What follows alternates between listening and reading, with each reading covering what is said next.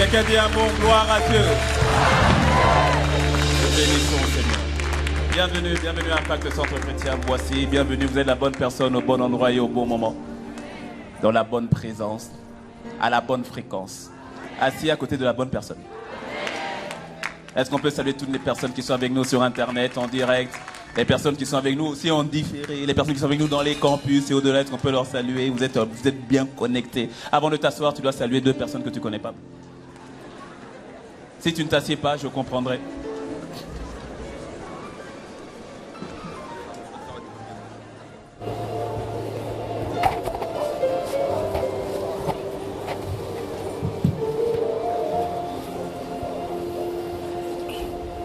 Quelqu'un dit un bon amen? Ah, je vois que pour certaines personnes, c'est compliqué. Il faut se déplacer. Mais oui. J'ai pas dit 10 personnes, j'ai dit que 2. J'ai d'abord la joie de me retrouver parmi vous. Et aussi ce privilège et cette grande responsabilité que de me tenir devant vous. Notre pasteur, notre père spirituel, le pasteur Yvan, est actuellement à Bruxelles avec le pasteur Christian pour cette conférence avec le pasteur Sanogo. Et nous bénissons le Seigneur pour ce qui est en train de se faire sur place. Quelqu'un dit un bon amen. Et encore, c'est une magnifique occasion pour bénir le Seigneur pour nos pères, pour le corps pastoral, le pasteur Yvan, pasteur Maud, pour pasteur Yves, pour pasteur Abi, pour pasteur Jacques, pasteur Adrienne. Il est toujours bon de reconnaître les dons que le Seigneur nous fait. Quelqu'un dit un bon amen. Mais au-delà d'acclamer le Seigneur pour eux, priez pour vos pasteurs. Dites-moi un bon amen. Et je veux rendre grâce à Dieu pour les jeunes d'Impact.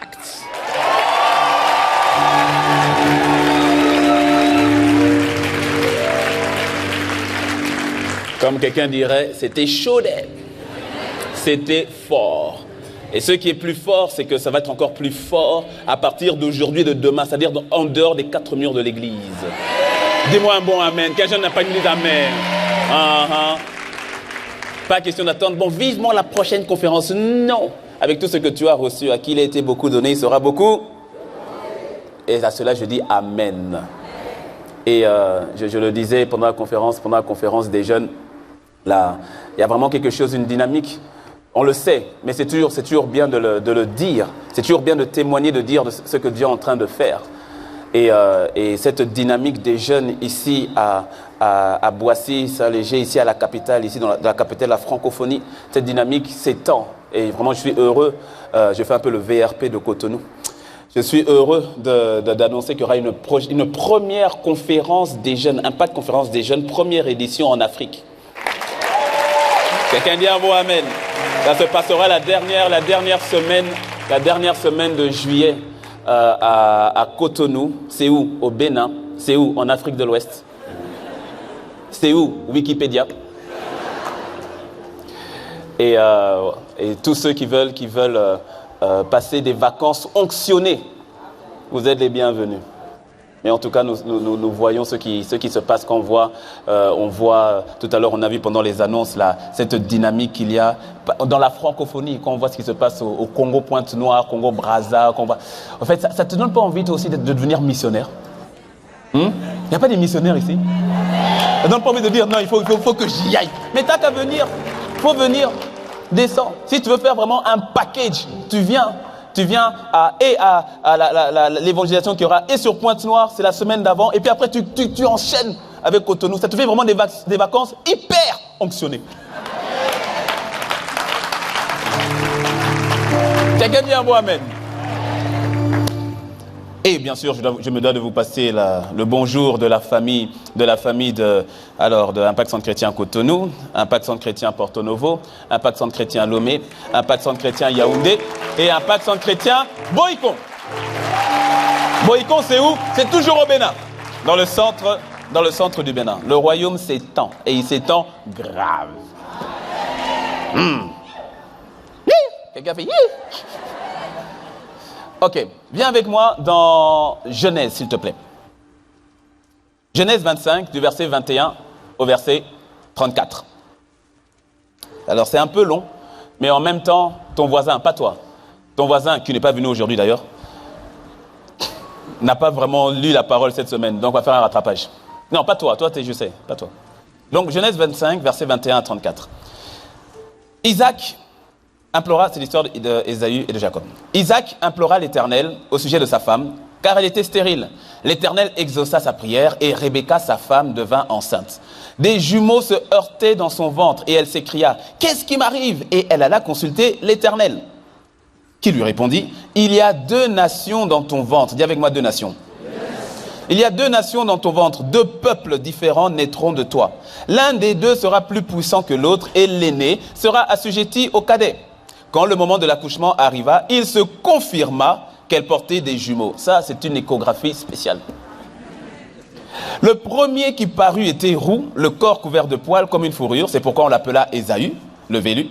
Après lui naquit son frère, la main agrippée au talon d'Ésaü, et on l'appela Jacob. Isaac avait 60 ans au moment de leur naissance. Les 2 garçons grandirent. Ésaü devint un habile chasseur qui aimait courir les champs. Jacob était d'un caractère paisible et préférait se tenir dans les tentes.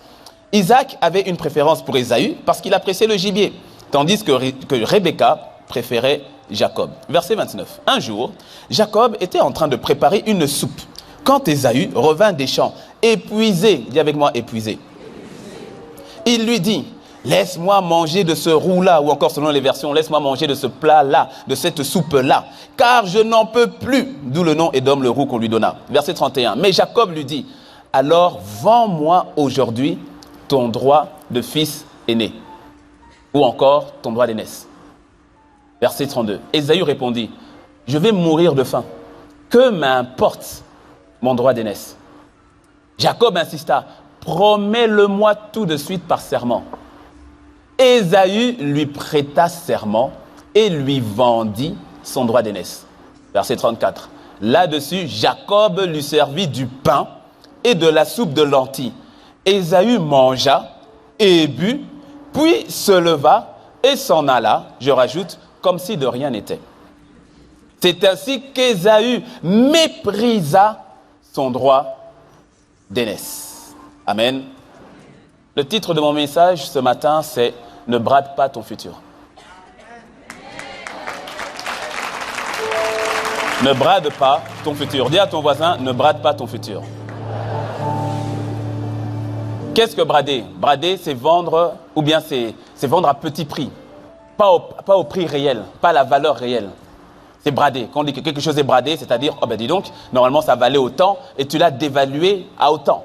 Ne brade pas ton futur. Ou encore ne dévalue pas ton futur. Ne brade pas, ne le vends pas pour des clopinettes. Ne brade pas ton futur.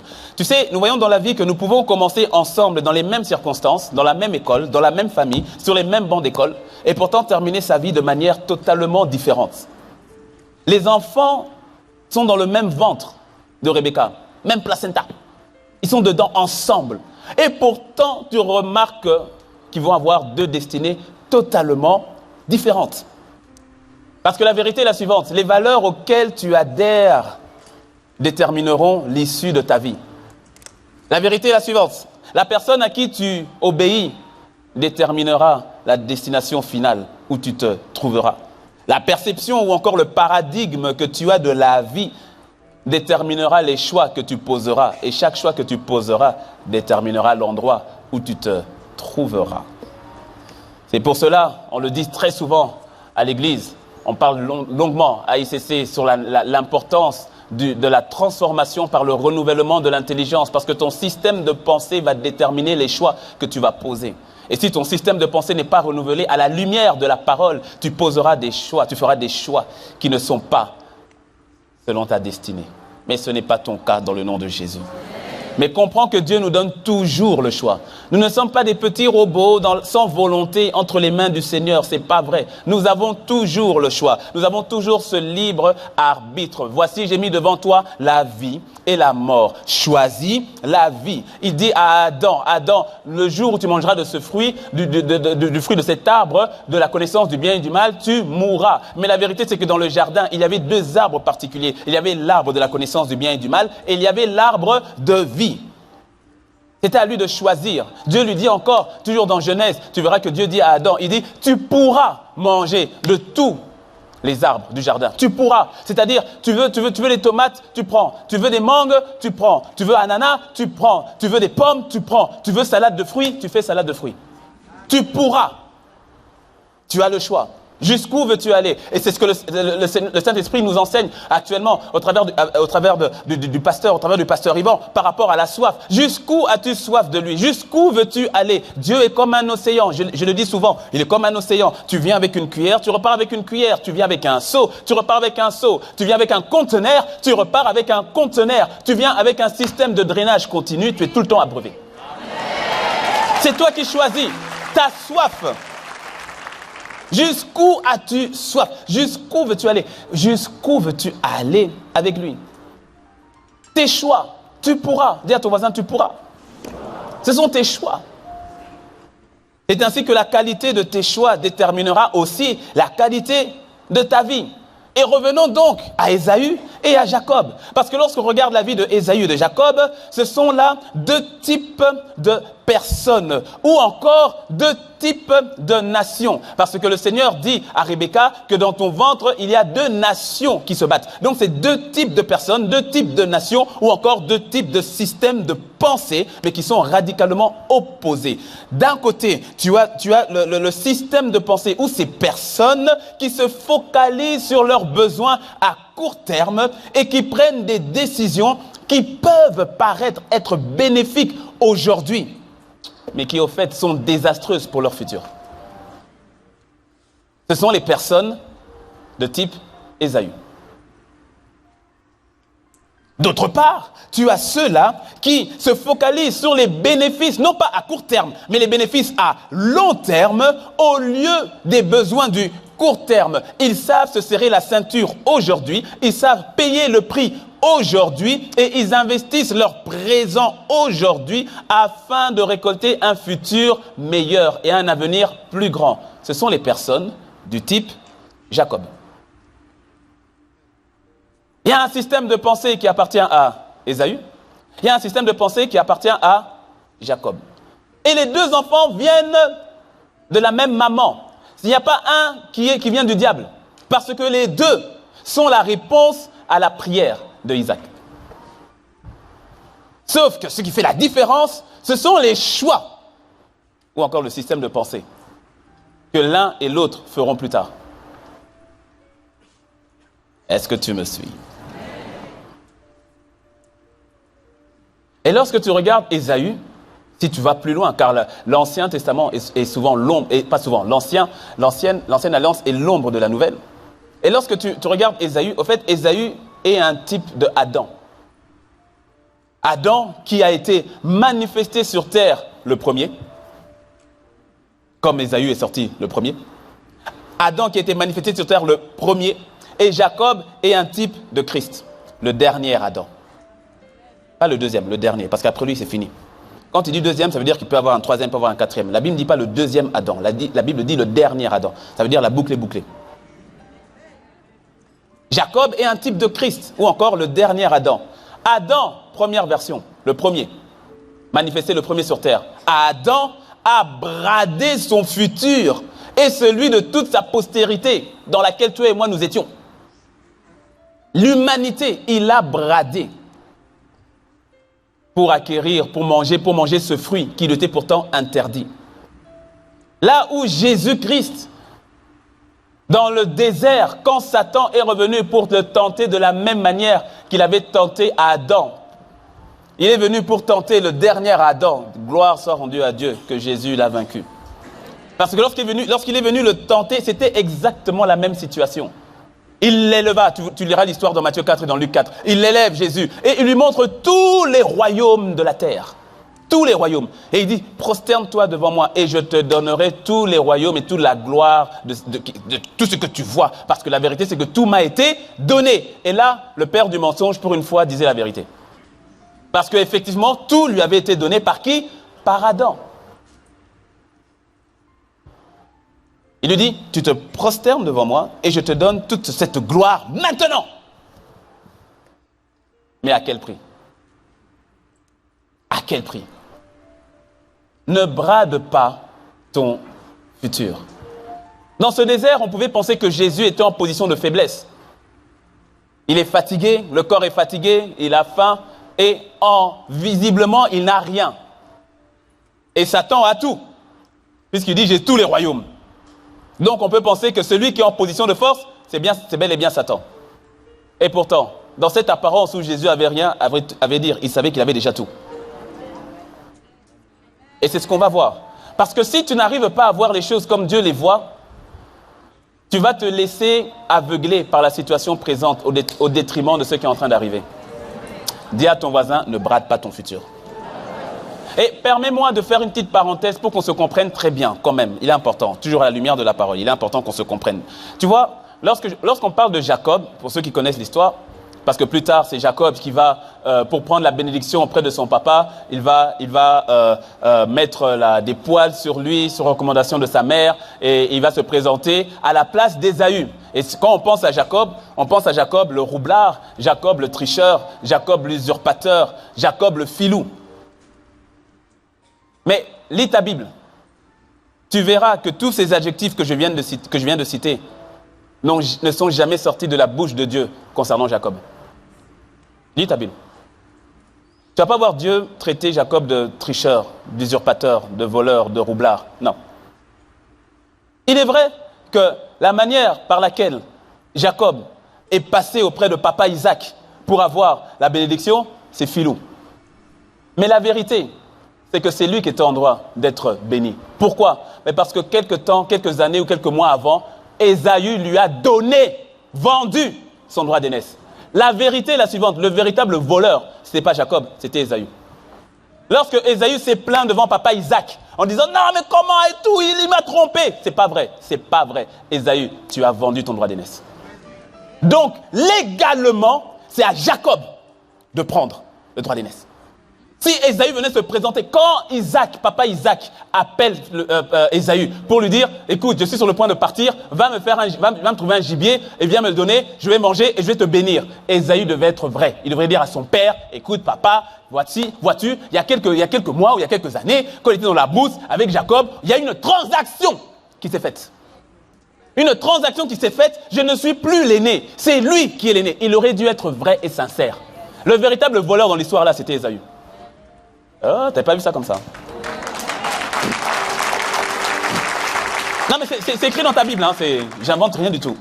D'ailleurs, si tu ne me crois pas, tu n'as qu'à entendre ce que Dieu dit par rapport à Ésaü et à Jacob. Tu le vois à 2 reprises, et dans l'Ancien et dans le Nouveau. Je te prends dans le Nouveau. Romains 9, verset 13, selon qu'il est écrit, c'est l'apôtre Paul qui parle, selon qu'il est écrit, j'ai aimé Jacob et j'ai haï Ésaü.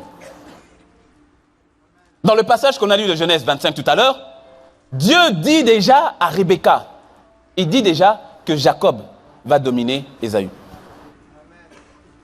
Il annonce, l'aîné sera assujetti au cadet.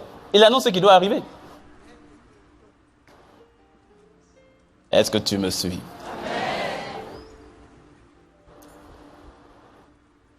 La description type des personnes à la mentalité Ésaü, ou encore des nations Ésaü, c'est qu'elles sacrifient les opportunités, les grâces, le potentiel du futur afin de répondre à des besoins et des nécessités du présent.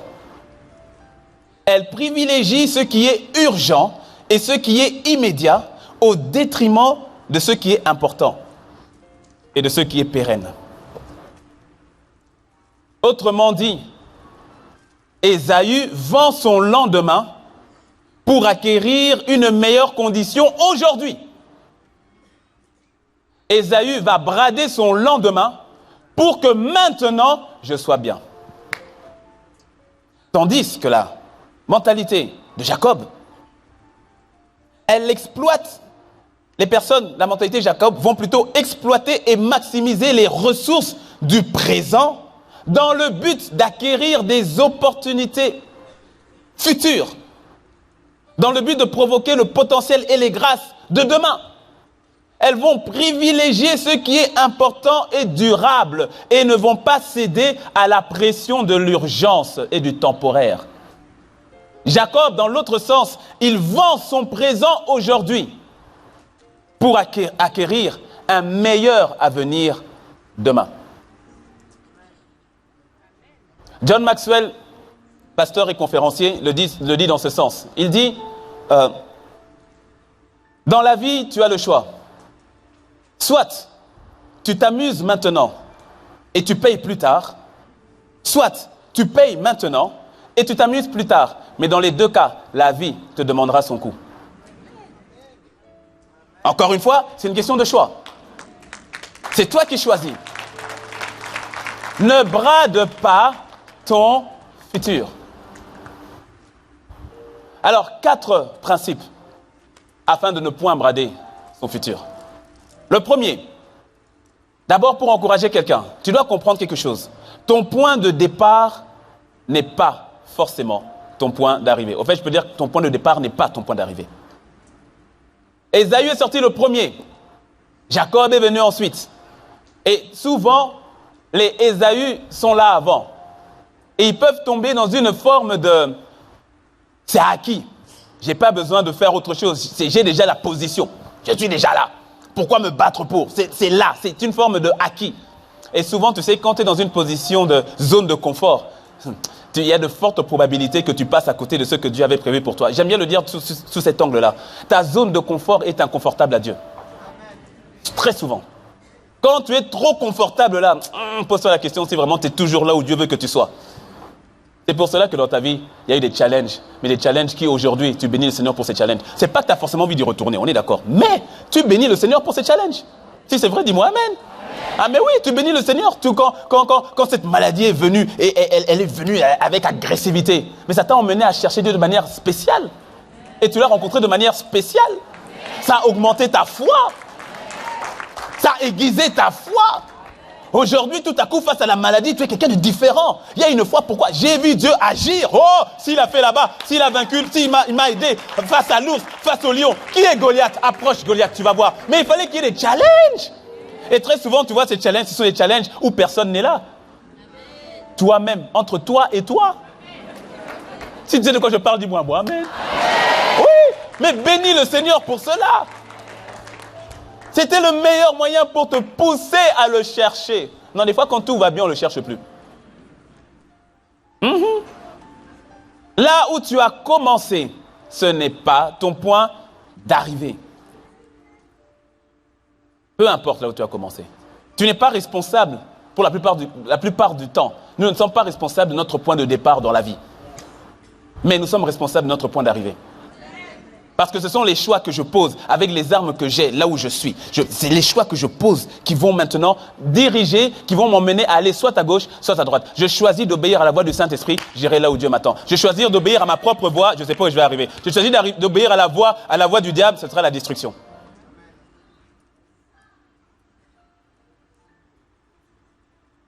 Dis à ton voisin, tu as le choix. Et dis-lui, ton point d'arrivée, ton point de départ n'est pas ton point d'arrivée. Et pourquoi ton voisin ne te parle pas? S'il ne te parle pas, tu dis, voisin, qu'est-ce que je t'ai fait? Ah, il y a beaucoup de voisins qui ne parlaient pas. Deuxième principe. Garde la vision spirituelle. Ou encore, j'aurais pu dire, garde la perception spirituelle des choses. Ésaü avait faim. Et la faim l'a complètement fermé les yeux sur la dimension spirituelle du droit d'aînesse qui était sur sa vie. Est-ce que tu me suis? Pourquoi? Parce qu'il avait faim. Ésaü ne donne pas de la valeur à l'héritage du futur. Il est plus concerné par les besoins du moment présent.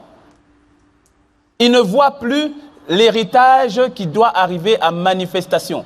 Et tu sais, parce que regarde, ce qui est intéressant avec cette histoire, c'est que sur le moment, Ésaü, à cause de la faim, a perdu la perception spirituelle des choses. Il ne voit que le fait qu'il va mourir. C'est ce qu'il dit. Il dit, je vais mourir. Mais franchement, vraiment, si on étudie bien, vraiment, Ésaü, t'es sûr que tu vas mourir. T'es sûr. C'est vraiment, donc c'est la première fois que tu as faim comme ça. T'es sûr que tu vas mourir. En fait, il a tellement faim, il en déduit, non, il va mourir. Mais oui. Quelqu'un dit, vraiment Ésaü, comment tu peux faire ça? Toi, attends, va pas trop vite. Lorsqu'on te fait une proposition d'emploi et que c'est cet emploi et tout, et que tu dis, c'est ça, si je ne prends pas ça, je vais mourir, si je ne prends pas ça, je vais tout perdre. T'es sûr?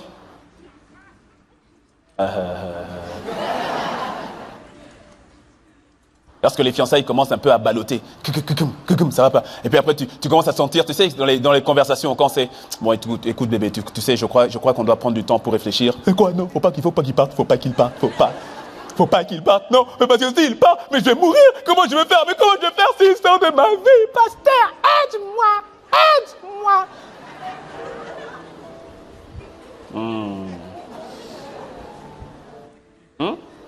Lorsque tu es devant un contrat, il y a un contrat et ça c'est le contrat. Et tu commences à sentir que le contrat est en train de filer. Tu te dis non, ça, si ça part, si je n'ai pas ça, c'est fini, ma société va mourir. Comment on va faire? Faut pas trop vite attaquer Ésaü. Est-ce que tu me suis? Parce que des fois, nous aussi, nous extrapolons comme l'a fait Ésaü. Parce que des fois, nous, à cause des réalités là, qui nous pressent, à cause des circonstances qui nous pressent, on en arrive à perdre le bon sens parfois. Il dit à Jacob, je vais mourir. Et il en oublie la perception surnaturelle de la bénédiction. Parce que tu vois, là, il est en mode j'ai faim, donc il ne réfléchit pas très bien.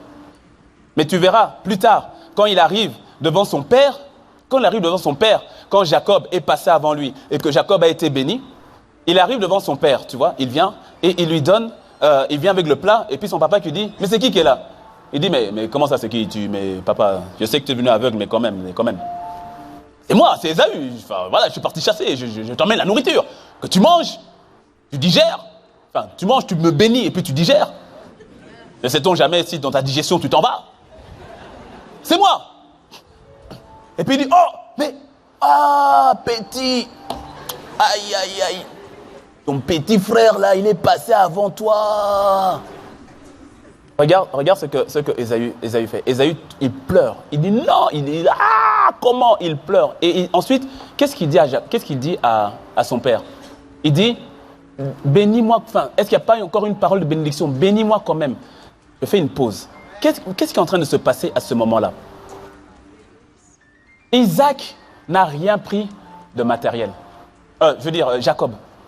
Jacob, auprès d'Isaac, n'a rien pris de tangible, de matériel.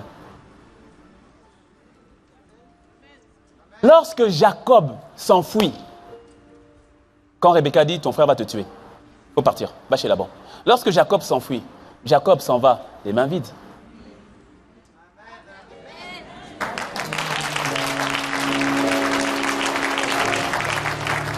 Mais avec toute la bénédiction. C'est intéressant de voir que Ésaü s'est réveillé, mais un peu en retard. Parce que là, il était dans la brousse. La même bénédiction qu'il est venu chercher, il a méprisé. C'est pour ça que la Bible dit que Dieu n'a pas aimé l'attitude qu'Ésaü a eue vis-à-vis de son droit d'aînesse. Parce que cette attitude, c'était une attitude contre Dieu.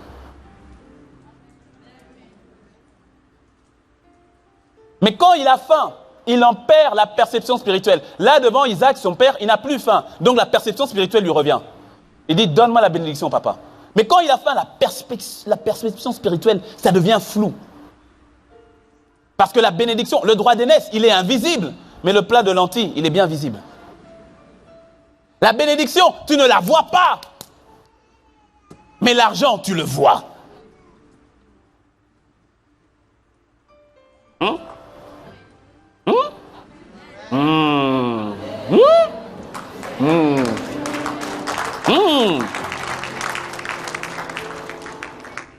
C'est ainsi que tu vas voir.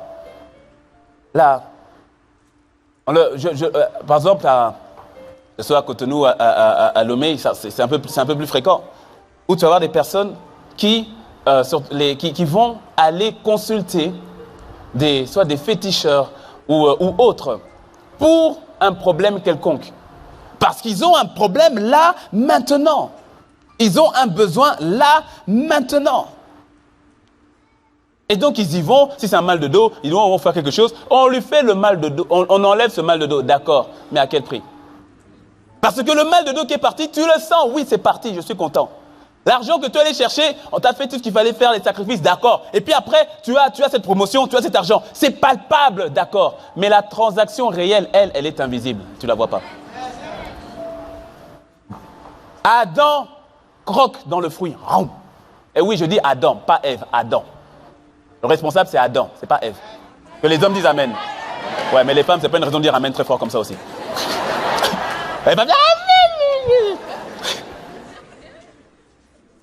Oui, non, mais c'est vrai. Parenthèse, parce que regarde, quand Ève a mangé le fruit, la Bible dit, Ève mangea le fruit, et puis elle en donna à son mari qui était à côté d'elle, Genèse 3. Et quand elle donna à son mari, leurs yeux s'ouvrirent. Ça veut dire que quand Ève a mangé le fruit, les yeux n'étaient toujours pas ouverts. Non, parce que Satan ne cherchait pas Ève. Ève a été séduite, mais c'est Adam qui a péché. Donc quand Adam a mangé, les yeux sont ouverts. On est nus. Donc quand Adam mange, je reviens encore. Ça veut dire, ma soeur mariée, fais attention. Oui, non, je sens de dire, toi, ma soeur mariée, fais attention. Parce que tu vois, si l'ennemi ne peut pas atteindre ton foyer, c'est-à-dire la tête de ton foyer, il va passer par toi. Donc toi, tu dois être rempart de chez rempart de chez rempart. Que quand il vient chez toi, tu lui fais ce mot, pardon, excusez-moi, pardon, excusez. Je me suis trompé de foyer, excusez-moi. Tu vois ouais. Lorsque Adam a mangé le fruit, pour lui, Adam, c'était le fruit qu'il mangeait. Sauf que dans le fruit qu'il mangeait, tous les royaumes venaient d'être transvasés. Il y a une transaction invisible qui vient de se faire. Il a fait seulement, c'est bon, il n'a rien de spécial ce fruit. À partir de là, transaction. C'est-à-dire, il savait ce qu'il prenait, mais il ne pouvait pas savoir ce qu'il perdait. Et ça, ce genre de transaction, il y en a légion jusqu'à aujourd'hui. Mais que cela ne t'arrive pas dans le nom de Jésus. La transaction spirituelle est toujours plus grande que la transaction physique. De la même manière, lorsque tu as fait la plus belle des transactions qui soit sur terre, c'est-à-dire quand tu es passé du royaume des ténèbres au royaume de lumière, physiquement, tu ne vois peut-être pas l'étendue de la chose. Spirituellement, cette transaction en fait, elle est infinie. Elle est glorieuse, elle est infinie, elle est énorme.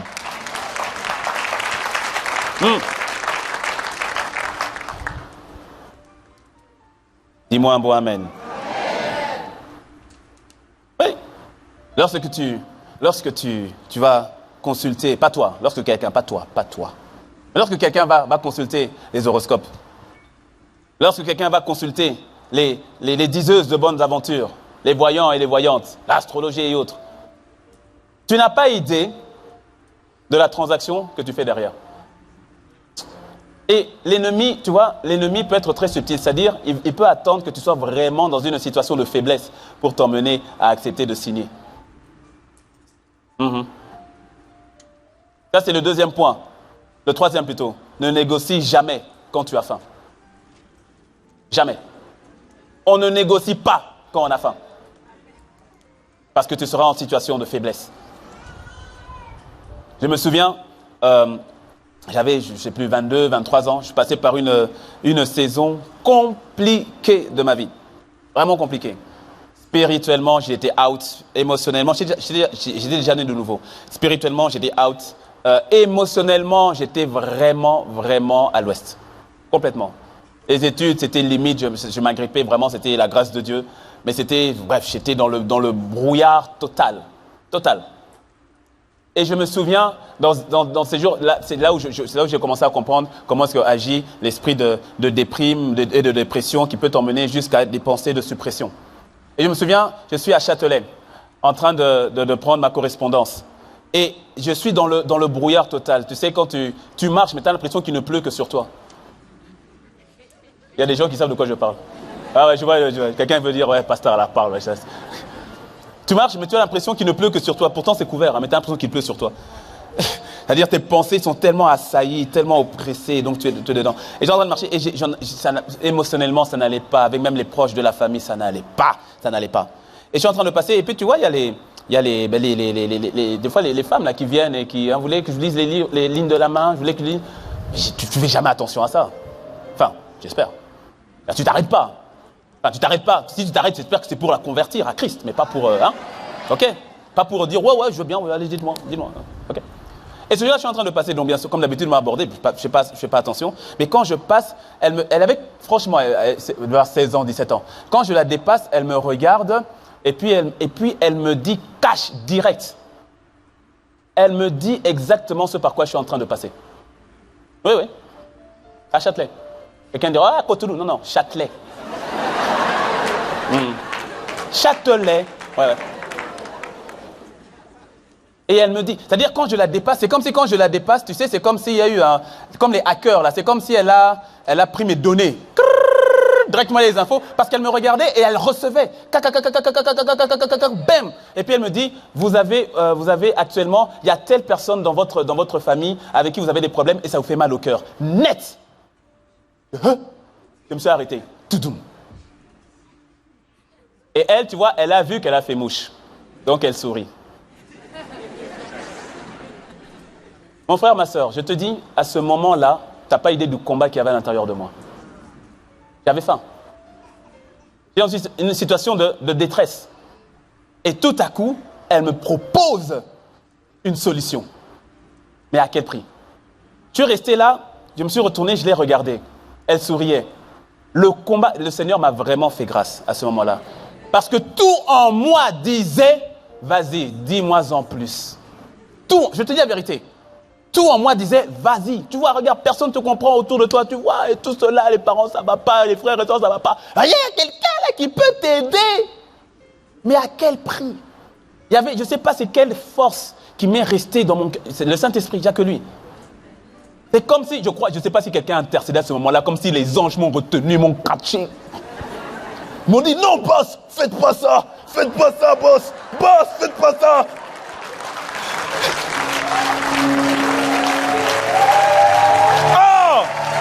J'étais à deux doigts. Puis j'ai dit, j'ai souri. J'ai dit non merci, ça va aller. Et puis je suis reparti. Si j'avais cédé, je ne sais pas quelle aurait été la hauteur de la transaction derrière. J'en sais rien. Parce que je sais ce que j'aurais eu là, mais derrière, à quel prix? Dis à ton voisin, ne brade pas ton futur. Tu ne négocies pas quand tu as faim. Lorsque tu as faim, ne négocie pas. Et même si, d'une manière ou d'une autre, tu es obligé de négocier dans cette position-là, alors ne montre pas que tu as faim. C'est-à-dire, montre que ça va, que tu gères. Tu as faim, j'ai pas faim. Tu as faim, j'ai pas faim. T'as pas faim, j'ai pas faim. T'as pas faim, j'ai pas fain. Tu es tendu. C'est ainsi que même quand tu vas par exemple faire tu vas, ça fait des années et tout au niveau du chômage, sur la précarité au niveau de l'emploi et autres, et que là il y a un poste, il y a un poste qui se présente. Même quand tu viens pour l'entretien, viens comme quelqu'un qui n'a pas faim. Ne viens pas du genre, oui alors vraiment, votre société elle est trop bien, hein. C'est quoi le nom déjà, hein? Ah ouais, elle est top, ouais, génial. Tu commences à dénigrer les autres sociétés dans lesquelles tu as travaillé. Eux là-bas, ils sont mauvais. Eux, ils sont nuls, je vous dis. D'ailleurs, si vous voulez, je vous donnerai tous les secrets de société là-bas. Non. Sois détendu, tu vois. Ne montre pas que tu as faim. Et quand on te pose la question, quelles sont tes prétentions salariales? Ne dis pas ce que vous voulez. Là, vraiment, c'est la galère, vous comprenez. Ça fait 3 ans. Là, franchement, ce que vous me donnez, je prends. RSA, je prends. SMIC, je prends. Donnez-moi simplement. L'employeur dit, il a faim. Lui qui était prêt à négocier à 2500, 3500 euros bruts, et puis net. Et puis il va se dire, toi, lui là, on peut donner seulement 1250 net. Il va prendre. Il a faim. Ne montre pas que tu as faim. D'ailleurs, quand tu vas pour l'emploi, vas-y déjà rassasié. Tu es rassasié comment? Rassasié en sachant que tu es déjà béni de toutes les bénédictions célestes qui sont en Christ. Donc tu y vas rassasié. Ouais. Tu ne vas pas te brader, tu y vas rassasié. Tu y vas en sachant déjà que Christ, déjà toutes les bénédictions sont déjà là. C'est juste un temps pour la manifestation. Mais je ne vais pas, ma source ne vient pas de mon employeur. Mon employeur n'est pas ma source, ce n'est qu'un canal. C'est qu'un canal. Donc si ce n'est pas là, c'est que j'ai un meilleur canal ailleurs. Ma source c'est Abba Père, comme on l'a chanté. C'est lui qui est ma source. Donc quand je viens devant toi, avec tout le respect, bien sûr, il y a le respect, la courtoisie, mais je te fais comprendre que quand même, voilà, faut pas... on va vous payer 1500. Tu dis, mais attendez, quand même, Vous avez vu mon diplôme quand même? Non, c'est viens comme quelqu'un qui est rassasié. Dis-moi amen. Amen. Ma sœur, célibatante et productive. Ne montre pas au bro que tu as faim de mariage.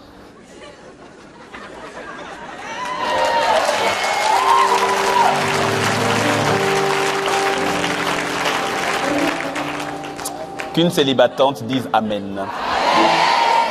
Le bro, il vient, il te parle, et puis à un moment, vous êtes en train de parler, et puis il dit, ma soeur, est-ce que tu veux bien, mais... Oui!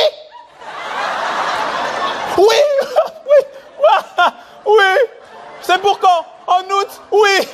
Oui! Elle est où la bague? Mais la bague, elle est où? Oui! Oui! Oui!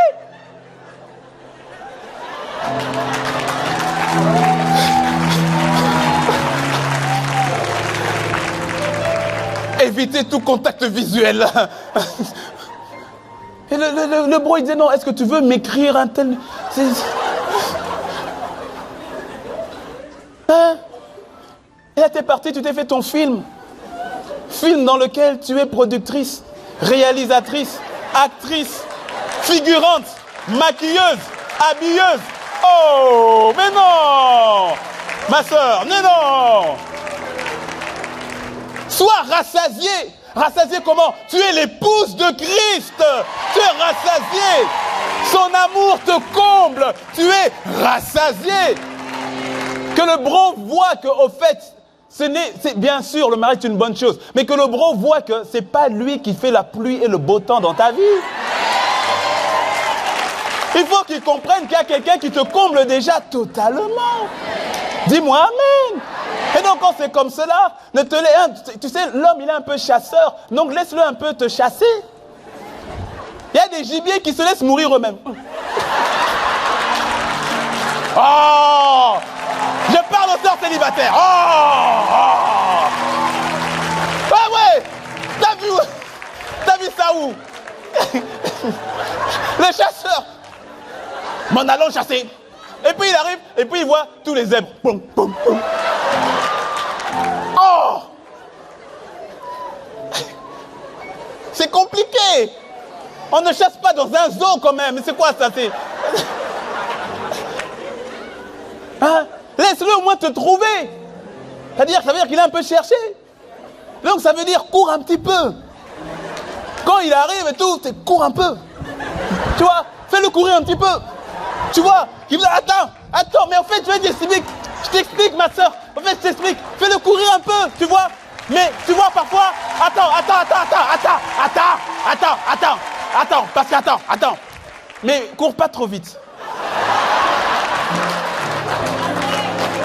Non, parce que il y a des sœurs qui sont des sprinteuses.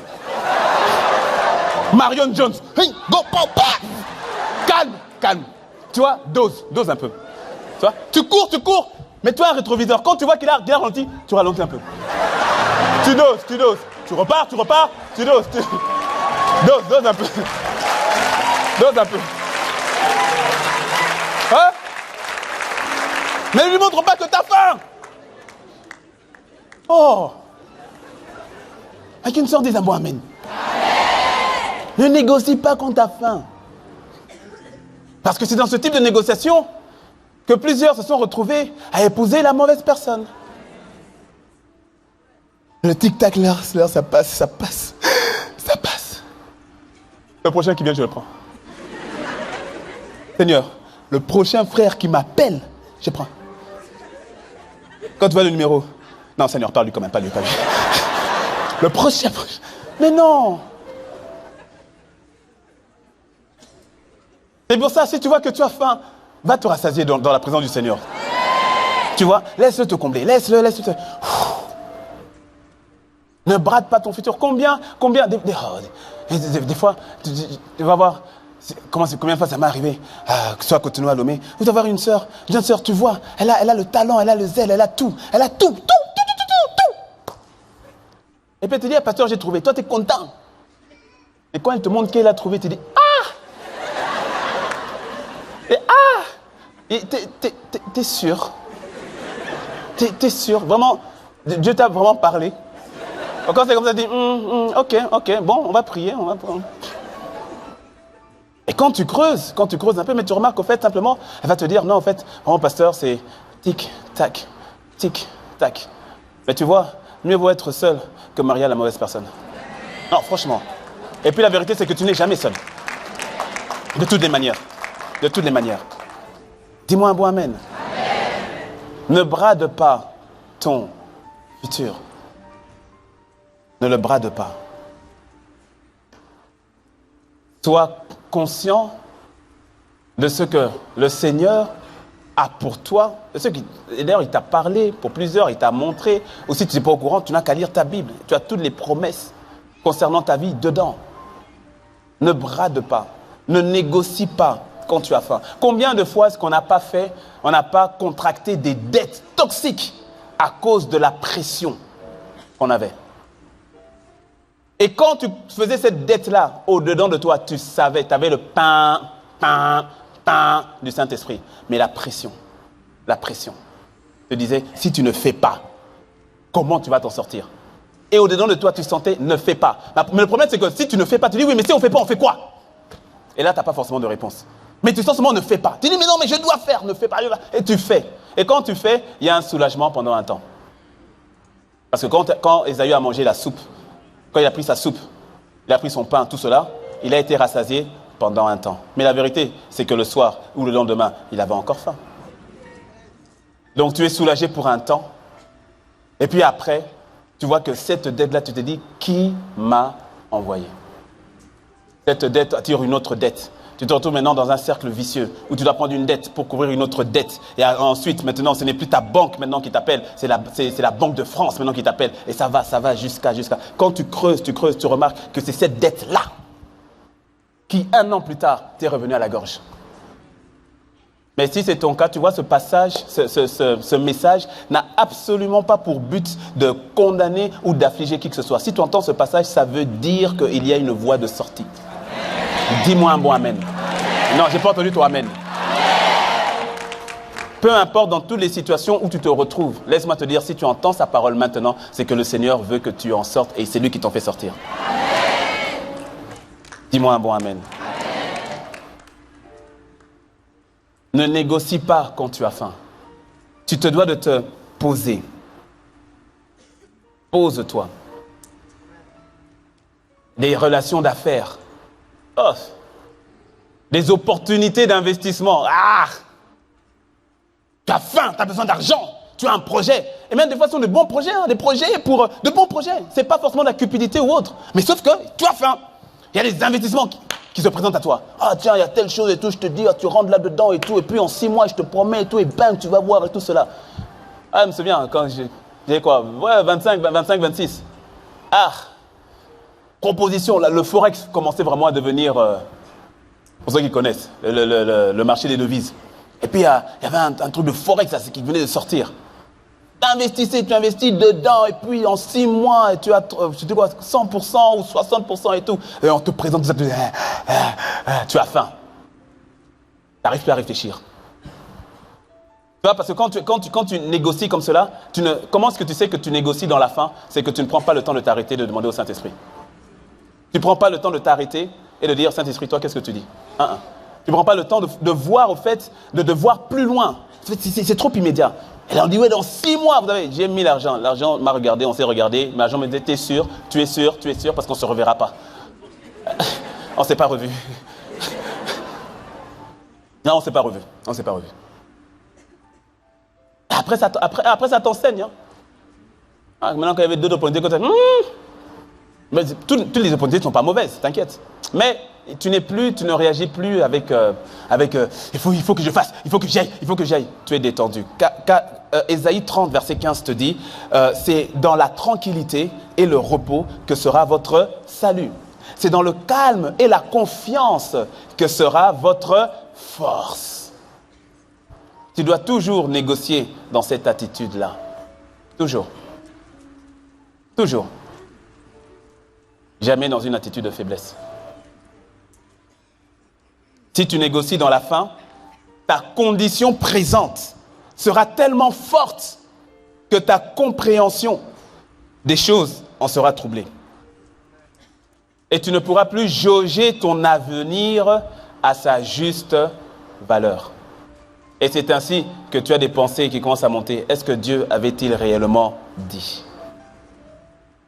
Parce que ça fait longtemps. Ou bien parce que apparemment il y a une voie meilleure. Et tu commences à remettre en question ce que Dieu t'avait dit. Parce qu'il y a quelque chose de meilleur. Ne brade pas ton futur. Je l'ai dit au départ, on le voit, le Seigneur parle de nations. Il dit il y a 2 nations qui se battent dans ton ventre. Parce que cette histoire de Ésaü et de Jacob, ou encore ce système de pensée, tu le vois au niveau des personnes, mais tu le vois aussi véritablement au niveau des nations, ou encore au niveau des pays. Il y a des pays Ésaü, il y a des pays Jacob. Oh. Par exemple, beaucoup, pas tous, parce que les choses sont en train de changer, gloire à Dieu, mais beaucoup de pays africains sont des pays Ésaü. C'est-à-dire, ils ont besoin d'infrastructures ou de routes. On dit, ok, on vous fait 3 autoroutes, 2 voies. Quoi? 3 voies. Oh, vous êtes dur en affaires, hein? Bon, allez, d'accord. 3 voies. Mais, en contrepartie, vous nous donnez l'exclusivité de l'exploitation de vos forêts pendant 30 ans. Mais comme on a faim, l'infrastructure là, il y a faim. Et puis, toi, tu vois simplement autoroute là. Tu as dit dans 6 mois, il y a autoroute. Et puis tu roules, tu dis, autoroute, il y a 6 mois, autoroute. Mais tu dis, ok, on signe. Alors que l'exploitation de ces mêmes forêts pendant 30 ans te permettrait de construire 1000 fois plus d'autoroutes. Négociation dans la faim. Sauf qu'après, quand Ésaü vient se plaindre, trop tard, tu avais signé.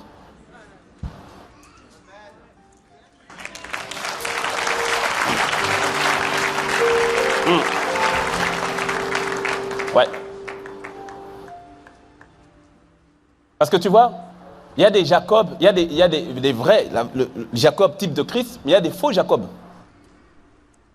Mais qui ont cette mentalité-là. Mais non pas pour les intérêts du royaume, mais pour les intérêts de l'ennemi. Ou bien pour leur propre intérêt. C'est pour ça, tu vois, Jacob dit, il dit Ésaü, il dit, tu dois me jurer. Il dit pas simplement, non, donne-moi ton droit de naissance. Il dit, quand Ésaü lui dit, ok, prends mon droit de naissance, il dit, non, jure-le. C'était quoi? Aujourd'hui, c'est quoi? Ça, c'est un contrat. Signe-le. Si c'est aujourd'hui, il a dit, fais signer, je fais authentifier chez le maire. On le met chez le notaire, où tu déclares que l'héritage, parce que c'était ça le droit d'aînesse. Tu entends dire que l'héritage est pour moi. On va aller chez le notaire, signe-le. Or, comme c'était scellé au niveau de la parole, fais attention à tes paroles. Fais attention à tes paroles. Dernièrement, j'étais en train de célébrer un mariage et c'est là que le Saint-Esprit, en fait, me montre, mais parce que j'étais à la mairie et puis j'ai célébré ensuite à l'église. C'est là que le Seigneur, comme si j'avais une révélation, en disant, mais en fait, le mariage, c'est 2 personnes qui ont parlé. Quelque part. Il y a 2 personnes qui ont parlé. Mais parce que même monsieur le maire te dit, il te dit de répéter fidélité et tout cela à l'un et à l'autre. Et puis il dit, bon, sur la base de vos paroles. Ouais, fais attention à tes paroles. Fais très attention à tes paroles. Ne te lie pas pour le... C'est pour ça, tu vois, des fois quand tu es trop dans l'ambiance, quand tu es trop joyeux, et le proverbe le dit, j'ai oublié le passage parce que ça vient que maintenant, mais que tu trouveras, mais que évite de te parler quand tu es trop dans la joie. Tu risques de dire des choses qu'il ne faut pas dire.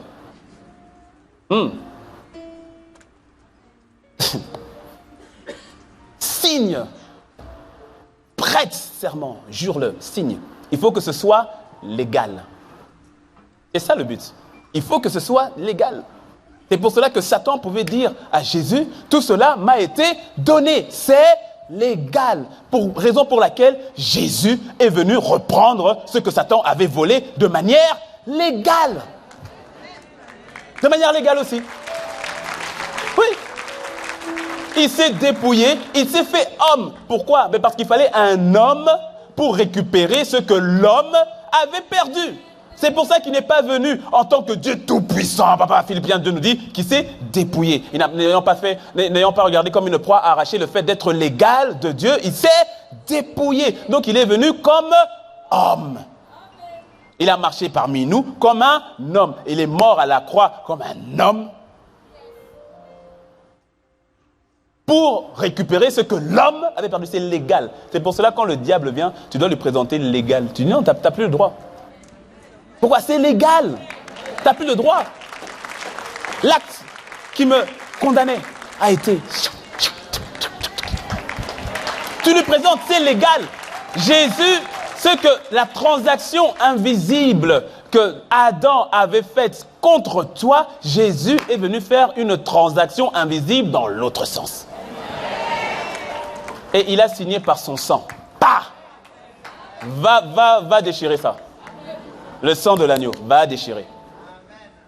Si bien que même l'univers tout entier, quand Jean a la vision et qu'il voit, il entend « Qui est digne d'ouvrir le livre et d'en rompre le sceau ?» Il faut que ce soit légal. Personne, même pas Dieu le Père, ni Dieu le Saint-Esprit. Pourquoi? Parce que c'est Jésus. Oh.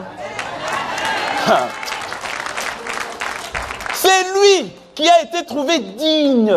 Raison pour laquelle Dieu le Père l'a élevé, son nom au-dessus de tout nom, de manière légale. La transaction est légale. Il n'y a que lui. Il n'y a que lui. Transaction légale.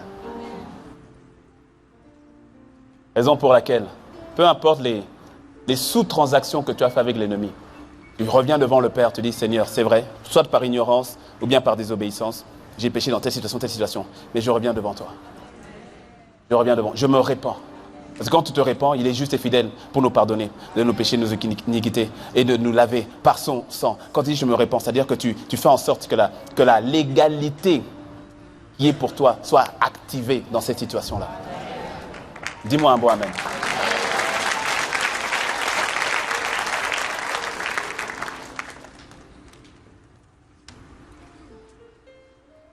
Mais ne participe pas à ce que l'ennemi veut faire dans ta vie. Ne sois pas participatif de ça. Laisse-le se casser les dents, mais toi n'y participe pas. Combien de fois que tu ne vois pas ça dans ton entourage? Peut-être que ça a été ton cas ou que c'est ton cas. Par exemple, dans les études, tu étais bien, brillant. Tout le monde te voyait brillant. Waouh, super. Et puis, vint cette demoiselle-là. Et étrangement, depuis que tu sors avec cette demoiselle-là, les études,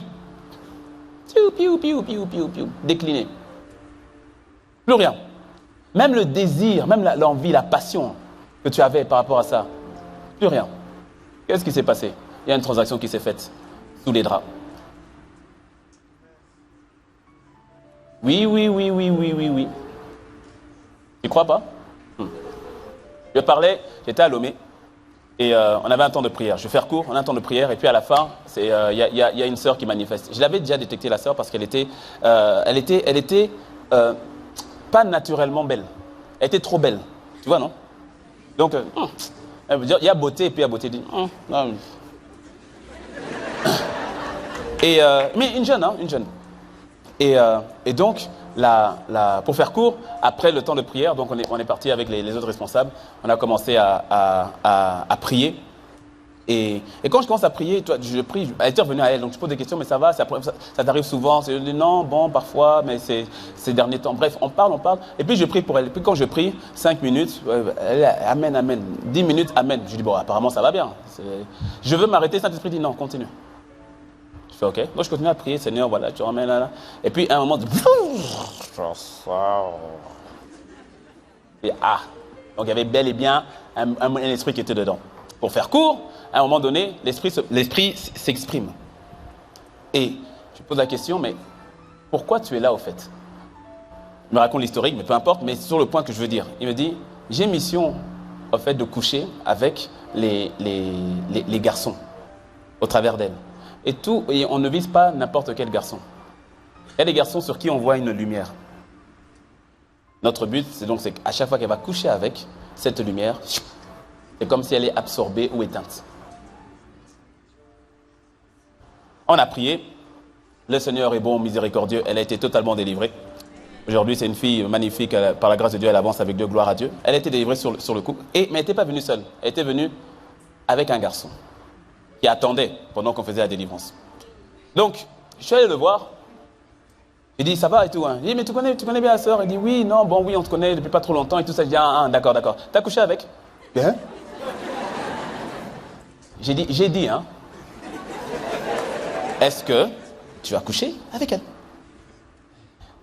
Oui. Je dis, Tu veux que je te dise ce que le démon a dit?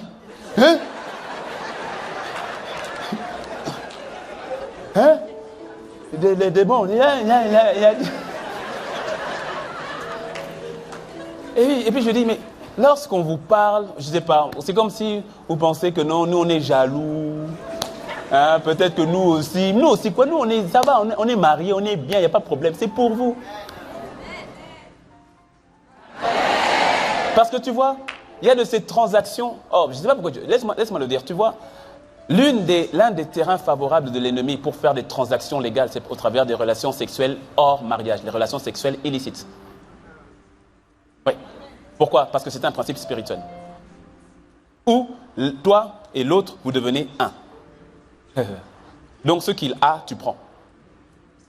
Ce qu'elle a, tu ramasses. C'est ainsi que tu verras que depuis que tu sors avec telle personne et que vous avez des relations hors mariage, toi qui n'étais pas colérique, tu deviens colérique. Pourquoi? Bizarrement, cette personne est colérique. Ou peut-être que ce n'est pas elle qui est colérique. C'est le 4e ou 5e partenaire qu'elle a eu qui est colérique. Oui, parce que tu vois, c'est par compensation. C'est-à-dire que si moi j'appelle Shinobi. Si Shinobi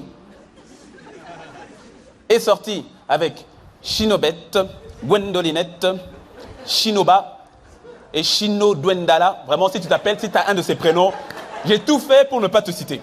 Mais si c'est le cas, vraiment, pardon, voilà. Ça veut dire que ce qu'avaient les Shinobi, Shinobette, Shinoba, Gwendolina, je ne sais plus qu'est-ce que j'ai dit, tout ça, Shinobi a pris.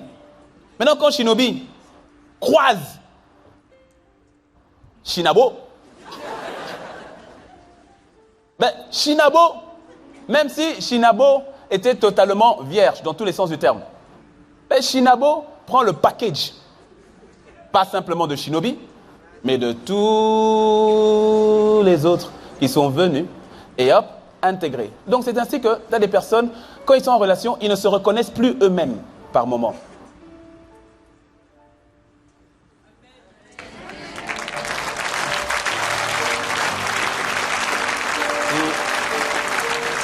C'est pour cela que tu comprends que la transaction qui doit se faire entre l'homme et la femme doit être dans un cadre légal, qui est le mariage.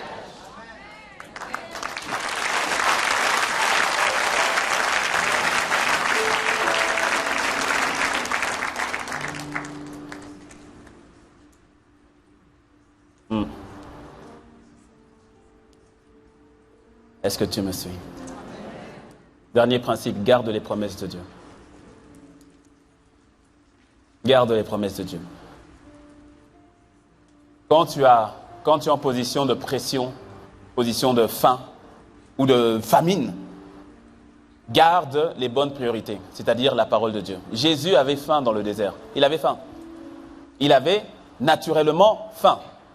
C'est ainsi que Satan, l'autre tentation, il lui dit, écoute, si tu es le Fils de Dieu, change ces pierres en pain. Parce que tu as faim, donc mange. Je te donne un raccourci, change ces pierres en pain, mange. Est-ce que Jésus pouvait le faire? Oui. Sauf que s'il avait fait, le problème, c'est qu'il l'aurait fait sous l'ordre de Satan. Est-ce que tu me suis?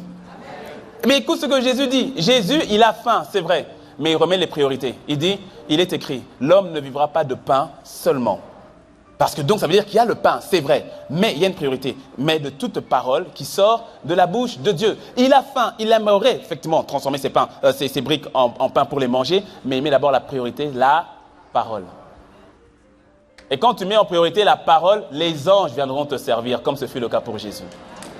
Il n'a pas cédé à la tentation de l'ennemi de manger sous l'ordre de l'ennemi. Il a gardé la parole. Et au bon moment, les anges sont venus pour le servir.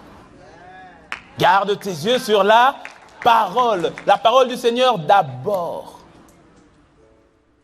Ce que tu es, ou bien ce que tu parais aujourd'hui, n'est pas le reflet de ce que Dieu a dit que tu seras demain. Très souvent, c'est-à-dire là où tu es, pose la question à Joseph. Joseph dans le puits, Joseph en prison, ça n'a rien à voir avec ce que Dieu lui a montré. Devant ses frères, lui élevé, devant son père, devant sa mère, la lune, le soleil, les étoiles, devant ses frères, ça n'a rien à voir. Il est en prison. Si bien que chez Potiphar, il aurait pu se dire que la proposition de la femme de Potiphar était une belle opportunité pour avoir une immunité chez Potiphar. Parce que ce n'est pas la femme de Potiphar qui va aller l'accuser chez son mari. Elle le trompe. Donc quelque part, si elle accepte les avances de la femme de Potiphar, c'est bien, la patronne est avec toi. Pas mal. Mais il dit non. Il dit, je ne pécherai ni contre Dieu, ni contre mon maître. Il reste intègre par rapport à Dieu, intègre par rapport à sa parole. Garde tes yeux, parce que les tentations vont venir, les propositions indécentes vont venir, des choix. Et des fois, des choix, ils viennent habillés de manière d'opportunités magnifiques. Mais au-dedans de toi, parce que tu as le Saint-Esprit, il y a toujours au-dedans, ça fait ping, ping, ping. Quand tu as un feu rouge ou un feu orange, attends. Attends, ne fais pas taire la chose. On dit non, Saint-Esprit, laisse. Parce que le Saint-Esprit te parle toujours. Ouais, si tu es sincère avec toi-même, tu verras que le Saint-Esprit te parle. Pourquoi? Mais parce que Jésus a dit que le Saint-Esprit viendra pour nous conduire dans toute la vérité. Il te prévient, il te parle. Dieu nous parle. La question n'est pas de savoir si Dieu nous parle. La question est de savoir si nous l'écoutons. Parce que la Bible dit que Dieu parle. Il parle tantôt d'une manière, tantôt d'une autre. Dieu parle. Et il te parle. Et tu sais comment il te parle. Si tu es tellement omnibulé et concerné par ta condition présente, tu risques d'oublier ce que le Seigneur dit de toi concernant ta condition future. Donc arrête d'agir comme si tu allais mourir aujourd'hui. Tu ne mourras pas aujourd'hui. Tu ne mourras pas, tu vivras, tu raconteras les espoirs de l'Éternel. Tu ne mourras pas. Tu ne mourras pas. Tu ne mourras pas. Dis-moi un bon amen. Tu ne mourras pas. Tu ne mourras pas. J'ai déjà raconté l'histoire de cette sœur qui est venue me voir. Elle a dit, pasteur, vraiment, la vérité, c'est j'ai entendu le message, j'ai entendu, ok, je comprends. Là, je suis dans une situation d'impudicité chronique parce que je vis avec l'homme, je vis avec l'homme d'autrui, c'est-à-dire avec le mari de quelqu'un d'autre. Mais la vérité, c'est que j'ai des enfants, c'est lui qui s'occupe de mes enfants, j'ai une maison, c'est lui qui paye la maison, et moi, je ne travaille pas. Mais quand j'entends la parole, qu'est-ce que je suis censé faire? Je lui dis, au fait, tu sais ce que tu dois faire? Il dit, oui, mais c'est difficile. J'ai dit, franchement, je sais. Mais, quelqu'un dit mais. C'est à ce moment-là que tu démontres à Dieu si tu lui fais confiance ou pas. C'est à ce moment-là. Parce que tu vois, c'est facile de dire, non, moi j'ai confiance en Dieu. C'est quoi? Ceux qui se confient en l'Éternel, sont comme la montagne de Sion. Vas-y. Ceux qui se... Tant quoi? Sont comme la montagne de Sion. Et tu le chantes ici à l'église, hein, tu dis, ceux qui se confient en l'Éternel sont comme la montagne de Sion. Je chancelle pas. Je ne chancelle pas. Je suis affermi pour toujours. Ok, ça tu le chantes. Mais tu vois, quand tu as chanté là, Alléluia, Amen, la vie t'attend. Non, parlons peu, parlons bien. La vie t'attend. Et c'est là, et tu verras que lorsque tu es dans cette position-là, comme la sœur qui me dit, mais je ne sais pas comment je vais faire, tu verras que quand tu es dans une position comme ça, que tu entends le chant. Tu entends le chant qui monte dans de toi.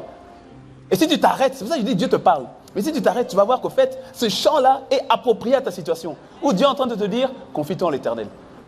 Confie-toi en l'Éternel. Confie-toi, confie-toi. Et c'est là maintenant que tu vas prendre une décision. Comment ça va se passer derrière? J'ai dit à la sœur, j'ai dit, franchement, je ne sais pas comment ça va se passer derrière. Je ne sais pas. J'étais au début, en plus on n'avait même pas la possibilité de l'aider financièrement et autres. Aujourd'hui, par la grâce de Dieu, on arrive, on a mis en place pour une maison qu'on appelle la maison de solidarité qui nous permet de pouvoir héberger les personnes qui sont dans pareille situation, qui sont sans un toit. Mais à l'époque, ce n'était pas possible. Et d'ailleurs, il faut qu'on fasse encore beaucoup plus de maisons comme telles. Mais à l'époque, ce n'est pas possible. Et donc je dis, écoute, franchement, je ne sais pas comment on va faire. Je ne sais pas comment ça s'est passé. Mais tout ce que je te dis, fais confiance à Dieu. Elle a fait confiance à Dieu. Tu crois qu'elle a eu un tapis rouge? Non, ça a été difficile. Mais ce qui s'est passé pendant ce moment-là, quand tu la vois hier et aujourd'hui, les situations sont en train d'évoluer par la grâce de Dieu. Mais elle a une métamorphose totale. Pourquoi? Parce que maintenant, elle n'a plus de filet, elle n'a que Jésus. Donc, c'est-à-dire, elle est venue me voir dernièrement, elle m'a dit, non, pasteur, tu sais quoi, il y a un frère là qui est venu, un monsieur là, même pas un frère, un monsieur là qui est venu et tout cela, mais franchement, en fait, elle me dit déjà la décision qu'elle a prise, elle dit, mais franchement, il n'est pas question que j'aille avec lui, parce que non seulement il ne connaît pas le Seigneur et tout cela, mais il a de l'argent et tout cela, mais non, mais je préfère rester, me continuer à me débrouiller comme je fais, mais pas question que j'aille. Je dis, il y a 2 ans, elle n'aurait pas parlé comme ça. Elle n'aurait pas parlé comme ça il y a 2 ans. Qu'est-ce qui s'est passé? Lorsque tu apprends à faire confiance à Dieu, c'est-à-dire à rester focalisé sur sa parole, focalisé sur ses promesses, ne brade pas ton futur. Ne le brade pas. Tu n'as même pas idée de ce que le Seigneur t'a peut-être un aperçu. Mais de la même manière que tu ne sais pas quelle est la dimension, la hauteur et la profondeur de la transaction spirituelle que tu as eue en Jésus-Christ. La manifestation, tu n'en as aucune idée. Tu n'en as aucune idée.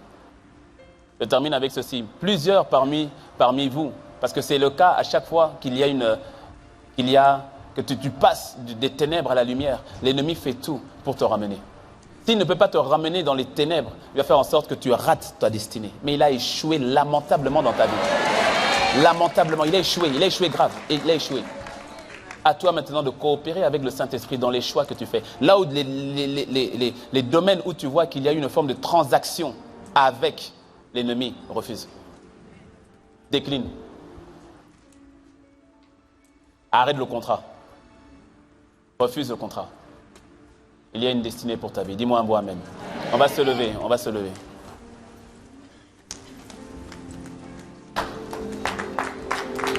On va se lever pour ceux qui le peuvent. Kararabo santararabo sheta. Kararabriabo sete. Élève ta voix. Est-ce que tu peux élever ta voix? Est-ce que tu peux élever ta voix? Parle à Dieu. Juste pour 2-3 minutes. Nous sommes à la fin. Mais 2-3 minutes. Parle à Dieu. Parle à Dieu. Tu vois, là où tu as commencé, ce n'est absolument pas la fin. Ce n'est pas la fin. Demande au Seigneur de t'ouvrir les yeux sur la perception spirituelle des choses. L'événement dans lequel ou la situation dans laquelle tu es, demande-lui qu'il puisse t'ouvrir les yeux spirituels, que tu vois exactement ce qu'il en est sur le plan spirituel. Refuse de négocier dans une situation de faim quelconque. Refuse cela. Masa tekeriarabo sheta, masa kasa yantarabo sheta. Garde les yeux sur sa parole, garde les yeux sur ses promesses, garde les yeux.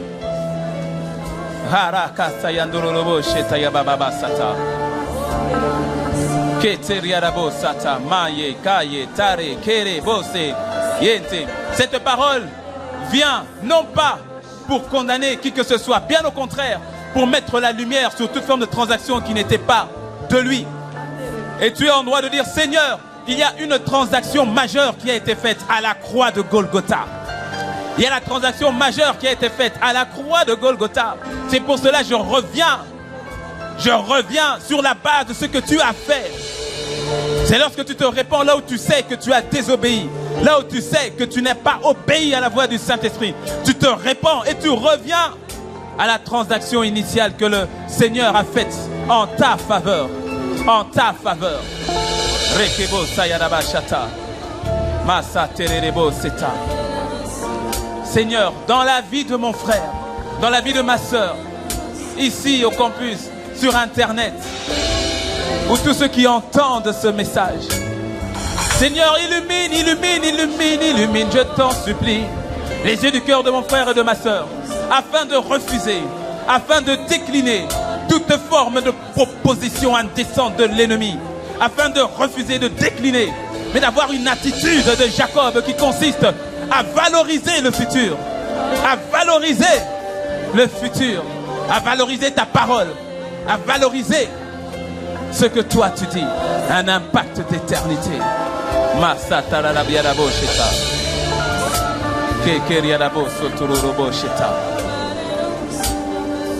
Seigneur, fais-le. Seigneur, fais-le. Dans la vie de tes enfants. Merci parce que c'est toi seul qui es capable d'opérer ces choses. Saint-Esprit de Dieu. Saint-Esprit de Dieu. Ta parole nous dit que tu nous conduiras dans toute la vérité. Conduis tes enfants.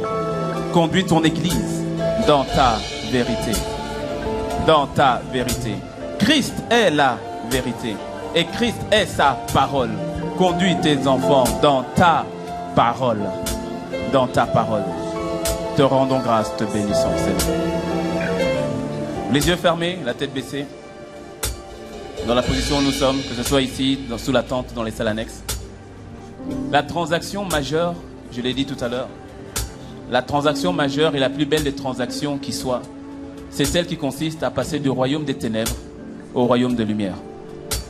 C'est celle qui consiste à devenir enfant de Dieu, citoyen de son royaume. C'est la transaction que le Christ a faite à la croix. Pour toi. Pour toi. S'il y avait un autre moyen, Jésus aurait pris un autre chemin. Mais c'était le seul chemin légal pour pouvoir t'octroyer le salut. C'était le seul chemin légal pour pouvoir te donner sa vie, qui est la vie dont tu as besoin. La vie que tu vis n'est pas la vie véritable. Car Jésus est la vie. Toutes les religions essayent d'expliquer la vie ou de donner une notion à la vie. Mais Jésus est la vie. Il a dit, je suis le chemin, la vérité et la vie. Tu es ici, tu n'as jamais donné ton cœur à Jésus. Tu n'as jamais fait de Jésus ton Seigneur et ton Sauveur. Je ne te parle pas du fait d'aller à l'église. Je ne te parle pas du fait de connaître, d'en savoir sur Jésus. Mais est-ce que lui, il te connaît? Si tu devais mourir aujourd'hui, est-ce que tu te retrouverais auprès de lui? Sur Internet, nous sommes ensemble sur Internet. Vous qui suivez en direct maintenant, ou que ce soit en différé ou dans les campus, sur Internet. Le Seigneur vous parle, le Saint-Esprit vous parle. Ce que vous ressentez dans le cœur, c'est le Seigneur qui est en train de vous parler. Et il n'y a pas de décision plus importante que celle-là. La question n'est pas de savoir si tu vas vivre éternellement. La question est de savoir où est-ce que tu passeras l'éternité. Avec Dieu ou loin de Dieu. Parce que l'enfer est une réalité. Mais l'enfer n'a pas été créé pour toi. Le Seigneur t'aime et il te veut toi. Les yeux fermés, la tête baissée. Je ne te parle pas du fait d'être catholique, protestant, évangélique, pentecôtiste, musulman, athée, bouddhiste. Je ne te parle pas de tout ça. Je ne te parle pas de religion, je te parle de Jésus. Les yeux fermés, la tête baissée. Si tu n'as jamais donné ta vie au Seigneur et tu veux faire ce pas avec lui, tu veux que je prie pour toi, lève la main simplement là où tu es. Lève la main là où tu es simplement. Que le Seigneur vous bénisse. Lève distinctement, distinctement. N'aie pas honte, n'aie pas honte. Que le Seigneur te bénisse. Je vois plusieurs mains qui se lèvent. Que le Seigneur te bénisse. Dans la salle annexe, sous la tente, sur Internet. Sur Internet, une main levée et l'autre main pour cliquer en répondant à l'appel. C'est important ce moment. C'est une transaction importante. La plus importante qui soit. La plus importante qui soit. Je te laisse encore quelques instants si tu veux rejoindre nos bien-aimés qui ont levé la main. Vous êtes nombreux. Que le Seigneur vous bénisse. Que le Seigneur vous bénisse. Je te laisse encore quelques secondes si tu veux rejoindre nos bien-aimés. Que le Seigneur vous bénisse. Nous gardons les yeux fermés. Je demande un dernier effort. Vous êtes nombreux à avoir levé la main. Vous tous qui avez levé la main, venez devant. On va prier. Venez. Venez. Et vous qui êtes à côté, encouragez-les. Venez. Venez devant. Venez. Sortez des rangs. Prenez vos affaires. Sortez des rangs. Venez. Venez. Sur la mezzanine, descendez. Dans la salle annexe, venez. Sous la tente, venez. Venez. Venez. Il n'y a pas de décision plus importante. Sur Internet, vous cliquez. Sur Internet, cliquez. Vous cliquez. Et on va prier ensemble sur Internet, on va prier ensemble. Parce que le Saint-Esprit est là. Le Saint-Esprit est là aussi. Acclamons le Seigneur. Regardez nos bien-aimés. Acclamons le Seigneur pour eux.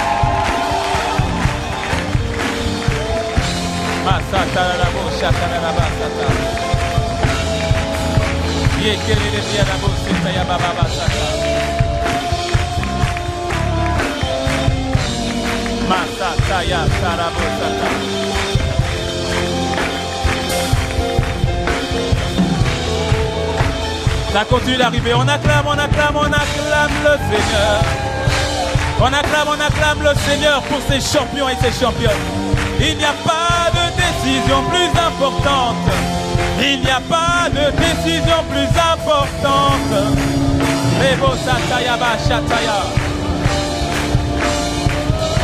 Oh, ça continue d'arriver. On acclame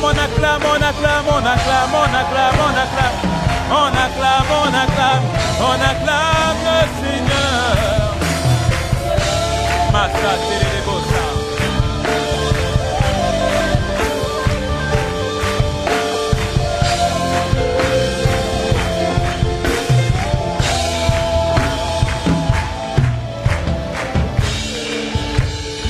Wow. Transaction légale dans le royaume des cieux.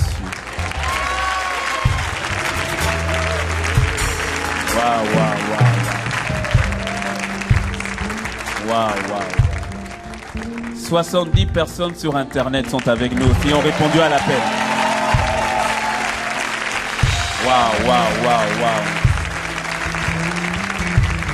À vous tous qui êtes devant, mettez la main sur votre cœur, les yeux fermés. Sur Internet aussi, la main sur le cœur, les yeux fermés. Et vous allez faire cette prière après moi, en croyant du plus profond de votre cœur, selon qu'il est écrit que c'est en croyant du cœur et en confessant de sa bouche le Christ Jésus que nous sommes sauvés. Et il y a une transaction spirituelle qui est en train de se faire maintenant. Il y a un mouvement spirituel qui est en train de se faire maintenant. De la même manière qu'on ne voit pas forcément sur le moment la dimension de cette transaction, elle est énorme. Elle est énorme. Mettez la main sur le cœur, sur Internet aussi. Vous allez répéter après moi et toute l'Église va nous accompagner dans cette prière. Dites avec moi, Seigneur Jésus, je viens devant toi tel que je suis. Je te demande pardon pour tous mes péchés. Je te demande pardon pour ma vie passée. Mais aujourd'hui, je te donne ma vie. Je te donne mon cœur. Je reconnais que tu es mort et que tu es ressuscité le 3e jour. Que tu es assis à la droite de Dieu le Père. Aujourd'hui, prends ma vie. Sois mon Seigneur, sois mon Sauveur. Je te dis merci parce qu'aujourd'hui, je suis pardonné. Aujourd'hui, je suis accepté. Je deviens enfant de Dieu, citoyen du royaume de Dieu. Saint-Esprit, conduis-moi, dirige-moi. Je m'abandonne à toi. Prends ma vie, transforme-la. Je t'aime, Seigneur. Restez debout, je vais prier pour vous. Seigneur, merci pour mon frère, merci pour ma sœur. Merci pour ton amour manifeste dans la vie de tes enfants. C'est une grâce. Ta parole nous dit que la repentance est un don qui nous vient de toi. Merci pour le don de repentance que tu as mis dans le cœur de mon frère et de ma sœur. Merci pour ta grâce que tu manifestes aujourd'hui. Je prie que leur vie ne soit plus jamais la même. Il y avait un avant, il y aura un après. Voici, les choses anciennes sont passées et toutes choses deviennent nouvelles. Pour mes bien-aimés ici, pour chacun de mes bien-aimés sur Internet, que ce soit en direct ou en différé. Seigneur, merci. Que ta grâce, ton amour, ta force, ta paix, ta joie les accompagnent dès maintenant et à jamais. Dans le merveilleux nom de Jésus, nous avons ainsi prié. Amen, amen. Est-ce qu'on peut acclamer le Seigneur? Wow, wow, wow, wow. Yes. Bien-aimés, juste 5 minutes pour 3 minutes, 5 minutes de votre temps. Allez sur votre droite, il y a notre sœur qui vous attend. On veut juste échanger les coordonnées et vous allez revenir dans la salle. Que le Seigneur vous bénisse. Allez-y, sur votre droite. Est-ce qu'on peut acclamer le Seigneur? Toutes les personnes sur Internet qui ont cliqué, remplissez le formulaire et renvoyez-nous le formulaire afin que nous rentrions en contact avec vous. Que le Seigneur vous bénisse. Et pendant ce temps, on acclame le Seigneur. Oh.